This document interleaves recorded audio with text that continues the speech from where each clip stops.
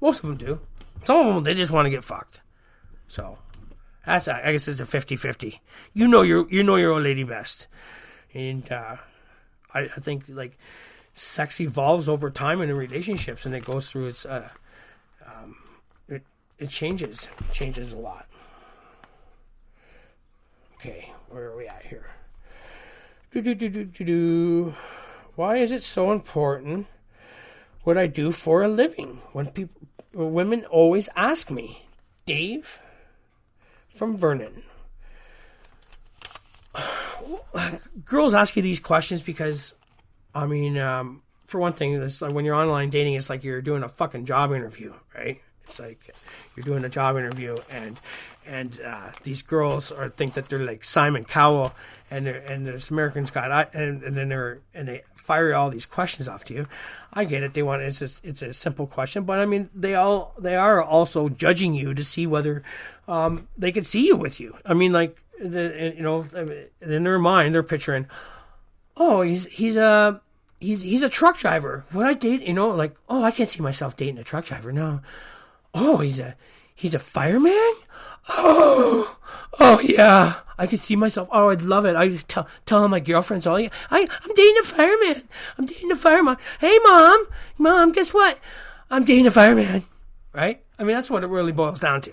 I mean, and it gives them. I mean, like, think about it. Do you want how do you think your chances of scoring when you say I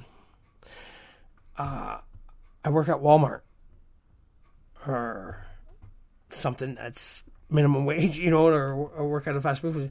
Not knocking anybody that does, because we all got to work. And but I mean, they are judging you to see whether that they could possibly marry you. I mean, and be proud of what you do or whatever. But I mean, in all reality, what women, I mean, through one of my surveys, that was what makes a woman weak in the knees? And in my survey through in the Okanagan here, there was about 2,500 singles. So I mean that survey really got out. And one thing that I found, too bad I didn't have it up here so I could go over it. But I mean, one thing that really, really stuck out to me, that I mean, it was cut and dry, definite. What attracts a girl the most is a guy with a job. That is the biggest appeal to women, is a guy that has a job, that's passionate about his job, is good at his job. They find those things the most attractive. And and another thing is they love a guy in a uniform. It's a big turn on for girls. I mean, just not in a uniform, but they like the guys in the Carhartts, and they like guys with man hands and dirt underneath their fingernails and their work boots. Girls find that attractive. And I mean, because it feels, it's a sense of security for them too. Like, this guy works really hard and he's macho, or he's working hard, bringing home the bacon, and it makes him, that thing turns him on. I guess so. I see it. It makes sense to me. I mean, I'm glad it's that, not something else. I mean, but that's what I found was that the biggest turn on out of my survey was that women love guys that have jobs, and that's just, and it didn't necessarily say like what they did, but they just find it very, very important that you have a job, and it doesn't matter what you do. And in fact, so just I mean, I'm not going to tell you to lie to them. That's the last thing I want you to do. Just don't lie to them. But my best suggestion is, no matter what you do, be proud of yourself. You're a working man. Keep your head up. And if some girl doesn't like you for what you do, take it as a blessing and move on, man. You'll find somebody that will. Find a girl at work, where you work at. That makes sense, right? She's making the same money. All right, Dave from Vernon. Thank you, buddy. Dating is costing me too much cash. What should I do? Robbie from Calgary. I hear you, brother. I hear you. I in my dating heyday, I was dating 4 or 5 times a week. And that's how I quickly learned not to take girls out on first dates and take them out for supper. It just costs too much because potentially you could not be interested in this girl. And, or you could be interested in her and she's not interested in you. So you spend $100 easily and in the end you don't get laid. I mean, so what I do is on first dates is to test the waters to see if she's. I mean, like when I take a girl out, now I want them to deserve it. I mean, I just don't want to take out every girl. I mean, like it just costs way too much money. So if you dated 3-4 times a week at $100 a night, it's too expensive. It's too expensive. So my advice to you is to find stuff that's obviously free or cheap. So on first dates, I take the girls for ice cream or a slushie or something like that. I mean, the old one that's played out over and over again is take them for coffee. But I mean, do whatever you got to do, but don't take them for supper. And just choose your stuff more wisely. I mean, I get it. I get it.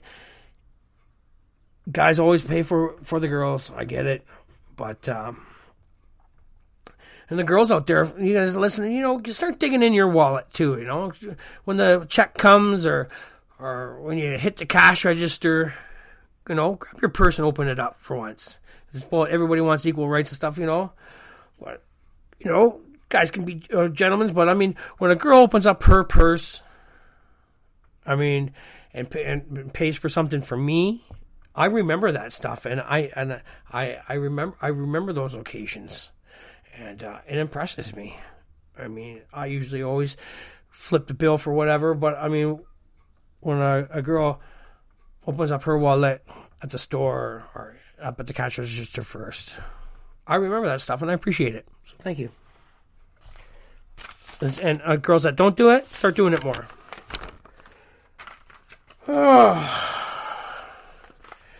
My husband is out of town. Is online dating a safe and discreet way for me to find sex? Mary from Dildo, Newfoundland. Dildo, Newfoundland? This got to be a fucking joke. Hold on 1 second. I got to Google this. There's no way. There's no way. Holy shit, there is...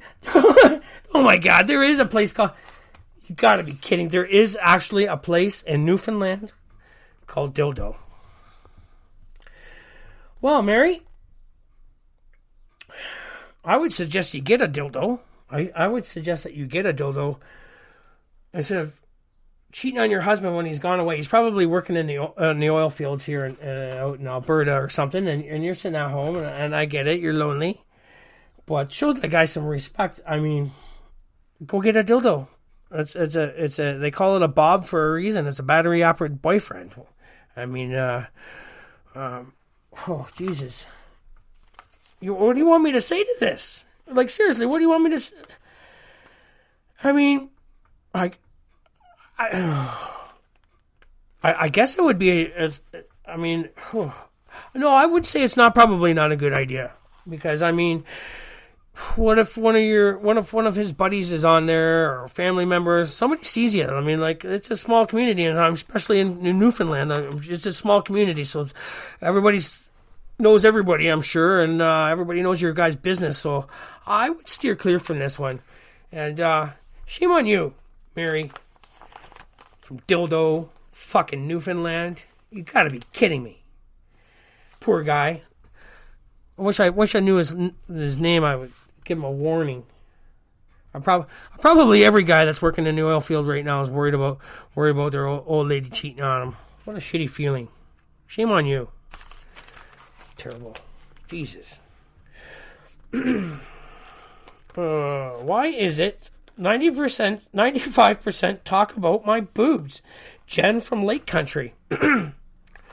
Well, Jen, thanks for sending me that picture. Well, it's pretty obvious, Jen. The reason why everybody wants to talk about your boobs because you call them boobies here.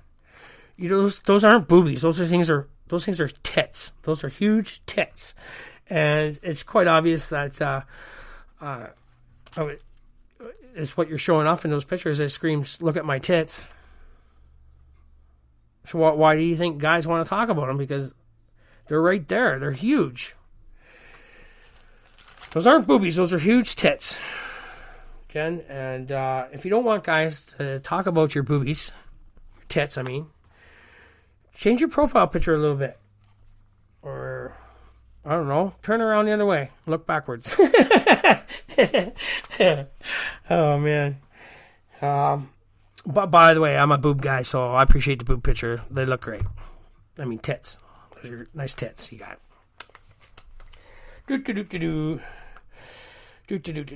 have a hard time. I've had a hard time getting women back to my house. Mikey from Kelowna. Well, Mikey, this is how you get laid. Obviously, that's why you want to get these women back to your place because that's where you bang them. We're grown men. We don't bang in the car no more, or when we were teenagers, all those crazy places that we got caught banging. I got an armful of those stories. That's a whole podcast itself. But yeah, I get it. We want to bring girls back to our place because that's where we want to have sex, right? But it's all about when you ask. I mean, I have had girls come back to my place. Come to my place on first dates. It's a rare thing, but it just shows how open these girls are. A lot of them are really, really, really guarded. So it all comes down to, most girls won't come to your house until the third or fourth date, and then that's their threshold for having sex for the first time. But a lot of women will have sex with you on the first date, though. Well, they will with me, anyways. So it's all about when you ask them. So you don't want to ask them in the first date or the second. You got to be able to test where they're at.